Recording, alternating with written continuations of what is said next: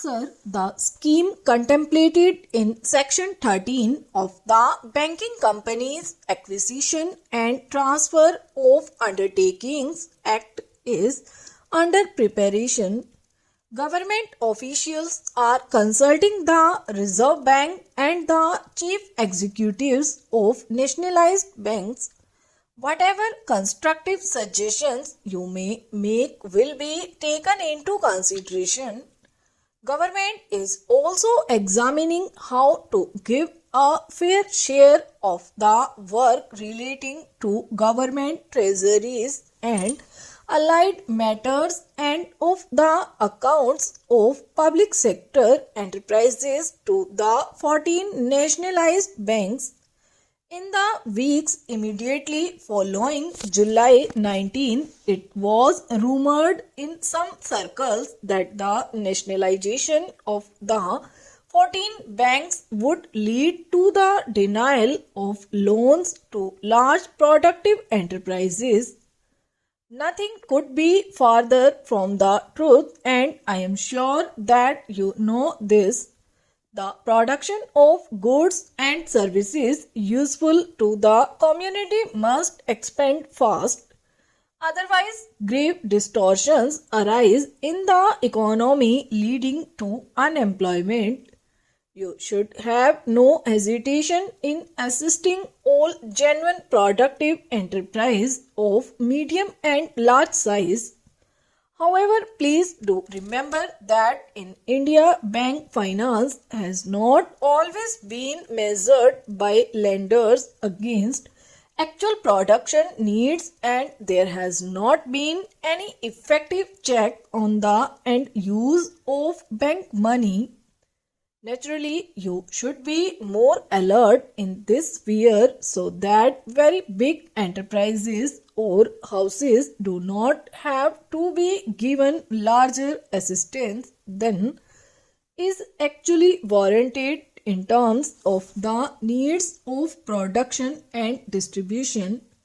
The Reserve Bank should be able to advise you in detail in this matter.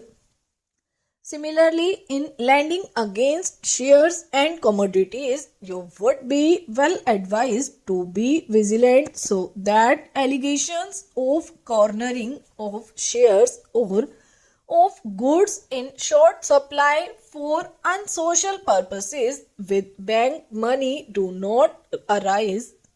The devices to ensure this are matters of detail which for the present, with the advice of the Reserve Bank, you should be able to work out. There are a few other points to which I should like to draw your attention. Most of the term financing institutions working in the fields of industry and agriculture are in the public sector. As there is a government representative on the board of every financial institution, there is greater opportunity than before to coordinate our actions and attitudes with term financing bodies, particularly at the state level, so that the short-term and long-term needs of development are adequately taken care of. As I have mentioned earlier, it would be useful to be actively in touch with the state and union territory governments so that they do not remain in ignorance of what you can do and what you cannot, and they may so trim and adopt their expectations as to get the best out of the monetary system for the good of the public without nationalized banks having to depart from sound canons of wise financing. Incidentally, this might mean you are subjecting governmental projects to constructive but careful scrutiny, advising the governments what particular precautions they should take in their own and the public interest and you discontinuing the hitherto frequent practice of leaning heavily on government guarantees. You are aware of the current tensions in the minds of the rising generation and the main causes of these. One of the irregularities we must correct is the complaint of neglect and incomprehension which the student community appears to make against established authority. It is good to learn that some of you have schemes for financial assistance to students in need. These schemes deserve wide publicity. Those like you who have knowledge and experience of business, industry and the monetary system can also usefully establish closer touch with the student community.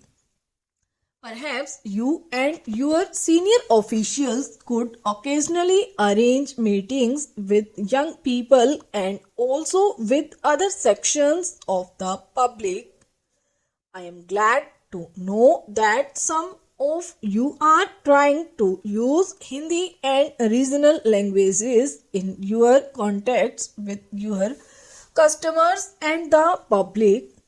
I think it is necessary to evolve some positive attitude to the language problem over which there are strong feelings in the country. I should like to assure you that the government has no intention of forcible amalgamation of one nationalized bank with another or of upsetting the management of any bank which does its best to achieve well-known objectives. If structural changes in banks are felt to be necessary in the light of working experience wherever possible, these should come about through consultation and coordination. The fear was expressed to me by some smaller banks whether their voice would be heard equally along with bigger banks. I am sure that his will be so. The misunderstanding which arose in some uninformed circles after nationalization is settling down. I am sure that soon it will disappear altogether.